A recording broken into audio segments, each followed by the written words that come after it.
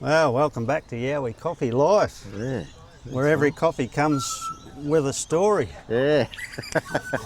And today I've got Chris with me, who's one of my regulars, but he's only a regular, was it once a fortnight? Yeah, about every 9 days a month I'm here. Nine. Here for you. Because Chris is a FIFO worker, which for people who don't know, how would you best describe a FIFO worker? Yeah, okay, so you work away in the, normally the desert, and then you come home and it's a brand new month. It pretty much sums it up. Yeah, so so we're in Kilcoy and you've got to drive to the airport, don't you? So roughly an hour and a half drive to the airport. Yeah. And then how long's the flight? Oh, it's only an hour flight. Out to Roma, isn't it? Out to Roma, and then you've got probably a 2-hour bus trip out to site, sort of thing, just depending on where the site is, yeah. So how long have you been doing the FIFO? About two and a half years now. I've been doing FIFO. Yeah, 2.5 years. Yeah, it's really good, going really good. Yeah. So it's mining company? Yeah, it's we lay all the pipe, all the gas line pipe, so it's more on the construction side of things. But a lot of groundwork, a lot of machine work still. It's really good.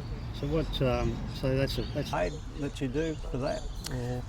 Look, it's not classified as so much a trade, but I mean you can go out there and gain a lot of experience on machines and groundwork and understanding of pipe works. It's really, really good. Yeah. So what's a typical day for you like? Typical day is early rise. Yeah. You're talking 4 o'clock, if not earlier. Some of the boys get up a bit earlier to go to the gym and stuff like that. Yeah. 4 o'clock in the morning, and then you're back. You work all day, all through. I mean, you'll have your lunch out there and stuff like that. But and then you'll be back at camp generally around about 6 o'clock. So they're big days. Big days. Yep, big days. Yeah. So and how many days straight?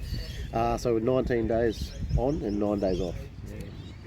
So generally the 3-in-1 roster. Yeah. That's a big stretch, isn't it? How do you manage being away for that?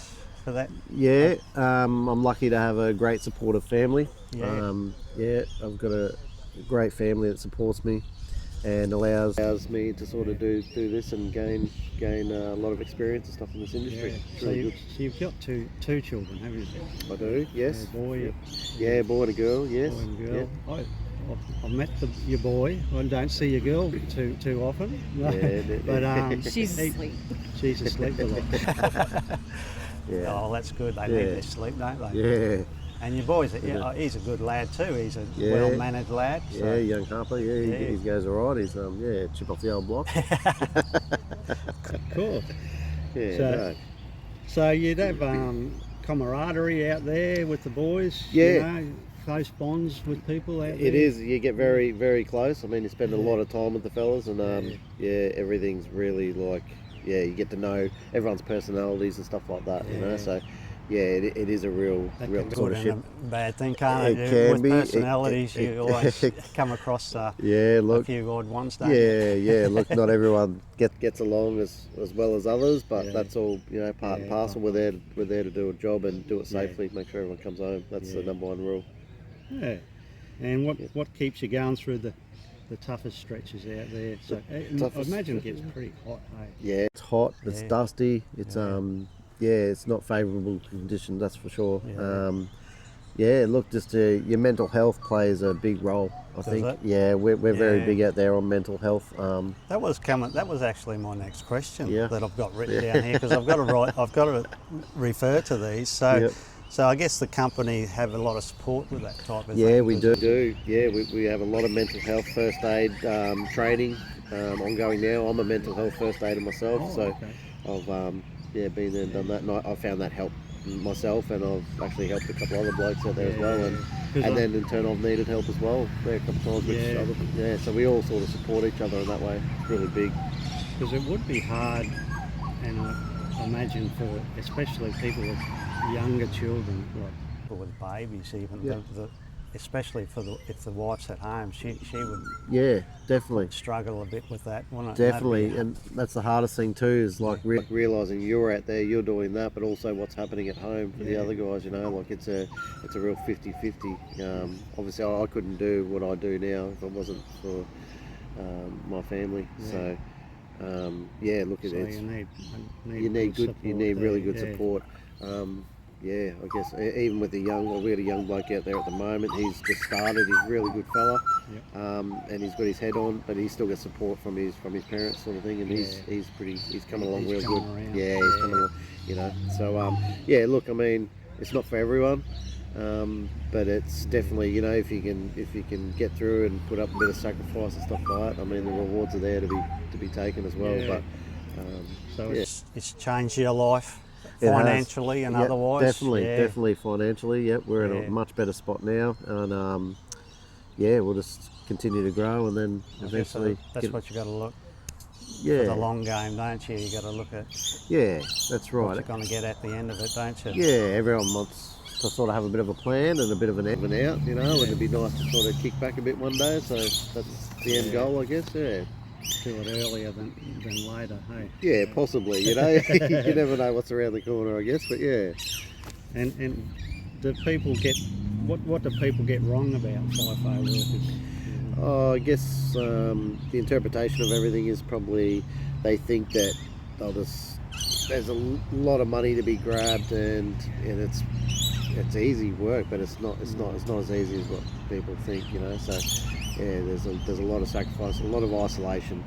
You know, you've got to be able to deal and cope with that sort of stuff as well. So you've got to be pretty disciplined, I'd say. But they seem to get a bit confused. And any advice you give families considering FIFO lifestyle?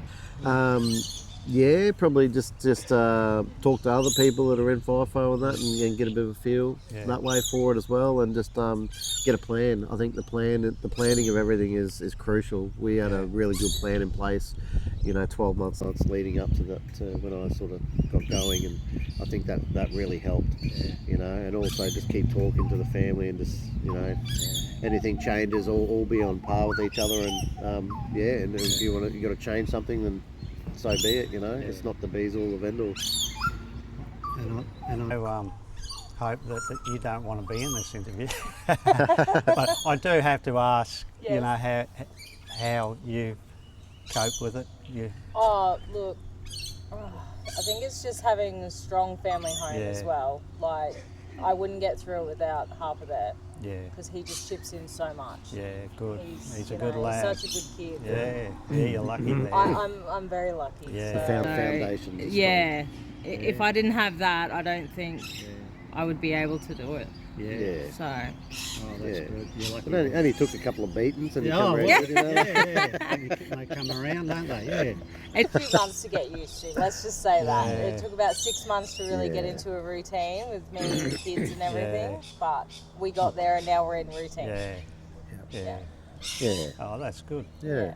Oh, that's good insight into the job, because I was always curious to talk to someone like yourself to find out that particular lifestyle, because I thought about it myself, you know, years ago, but even now I wouldn't mind giving it a crack, but I'm too old now, I think.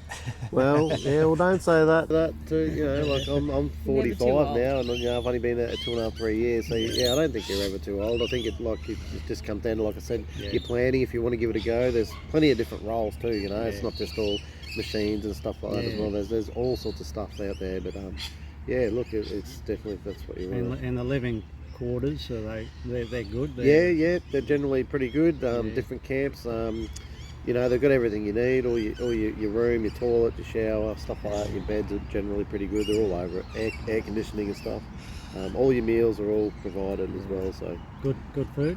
Good food. Always got good food. It's very I mean, you've always got a good selection of food and stuff, and you don't have to wash up. You know, you don't have to do any washing up. That's so. Awesome. That's great, mate. Yeah. Oh, well, thanks for sharing the story. That's all right. With us, mate. Yep, I really appreciate that. And, the next coffee will have to be on the house, hey? Yeah. Sounds good to me. All right. Hope that was a help. Yeah, no, that was good. That was good insight. Yep. And thank you, Hope. Oh, I tried. Cheers, guys. Good on you, no worries. All right, Thank thanks, you. Hope.